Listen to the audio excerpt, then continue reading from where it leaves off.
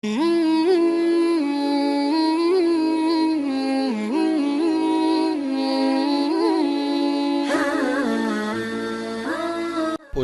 नामी एक यूनान का शख्स था जो बहुत अमीर कबीर था। तो वो नंबर लगते हैं ना, 8वें नंबर पे और 7वें नंबर पे, छठे नंबर पे दुनिया का अमीर तरीन शख्स कौन है। तो किसी ज़माने में वो इन नंबरों में था। तो उसकी आँखों के ये पपोटे काम करना छोड़ गए। डॉक्टर स्लोशन टेप लगा के उसकी आँख खोल देता था, स्लोशन टेप लगा के बंद कर देता था और वो सो जाता था। फिर वो खोलता और जो है वो उसको देखना मिलता। तो ये ऑटोमेटिक सिस्टम ख़राब हो गया। तो किसी ने ओनासिस से एक दिन पूछा कि तेरी ज़िंदगी की सबसे बड़ी ख्वाहिश क्या है। ये जहाज़ों के बेड़े तेरे हैं, ये इतने बड़े कारोबार हैं, ताहद्दे नज़र फैले हुए बंगले, इतना कुछ, तो कोई ख्वाहिश रह गई है? उसने कहा हाँ, एक मेरी ख्वाहिश रह गई है। तो सुनने वाले ने कहा कि क्या? कहा काश कि अपनी आँखें अपनी मर्ज़ी से खोल सकूँ, ये मेरी ख्वाहिश है। तो उसने कहा कि अगर इसके लिए तुझे कोई पैसे लगाने पड़े तो कितने को पैसे लगाएगा? कहा सारी दौलत लगा दूंगा। काश कि अपनी आँखें तो अपनी मर्ज़ी से खोल सकूं। तो मेरे इन दोस्तों में से कईयों को आज ये एहसास हुआ होगा कि ये भी कोई नेमत है।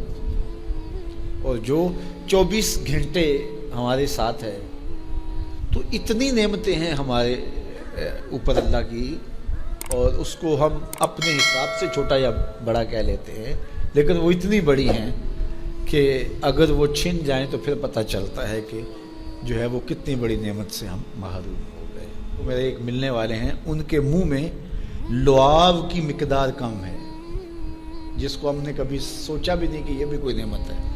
ये कुदरती ग्रीस है जो मुंह को तर रखती है और बोलने में मदद मिलती है, और निज़ाम इंहिज़ाम को इससे बहुत ज़्यादा फ़ायदा पहुंचता है। लेकिन उनका मसला क्या है कि मिकदार कम है। तो अब वो 5-7 मिनट नहीं बोल सकते, बोलेंगे तो जो है वो सारा मुंह खुश्क हो जाएगा।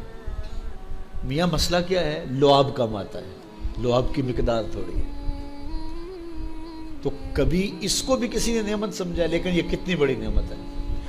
वो किसी इलाके में उन्होंने ये किया कि ये मेंढक नहीं होते, मेंढक, ये उन्होंने वहाँ से ख़त्म करवा दी, दवाई ऐसी डाली कि ये आवाज़ निकालते हैं या इस तरह का मसला हुआ। तो अब क्या हुआ कि चावल की फसल पर ऐसी सुंडियाँ आ गईं कि जिसका कोई इलाज ही नहीं था। तो ये पानी के अंदर जो मेंढकें होती हैं, ये उन हशरात को खाती हैं जो फसल के लिए नुकसानदेह होती हैं।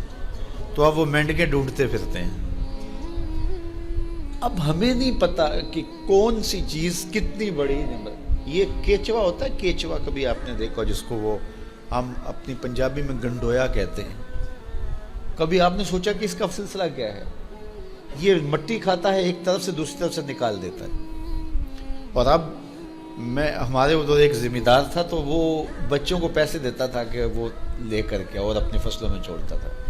उसको किसी माहिर ने बताया कि ये ज़मीन की ज़रख़ेज़ी का जो है वो सबब है कि एक तरफ से खाता है, दूसरी तरफ से निकाल देता है, और वो मिट्टी इतनी ज़रख़ेज़ होती है कि दूसरी मिट्टी में जब मिलती है तो कीमियाई खादे भी वो काम नहीं करती जो ये केचवा काम करता है। हमें पता ही नहीं है कि हमारे अतराफ़ में अल्लाह ने कितनी नेमतें हमारे लिए फैलाई हुई हैं।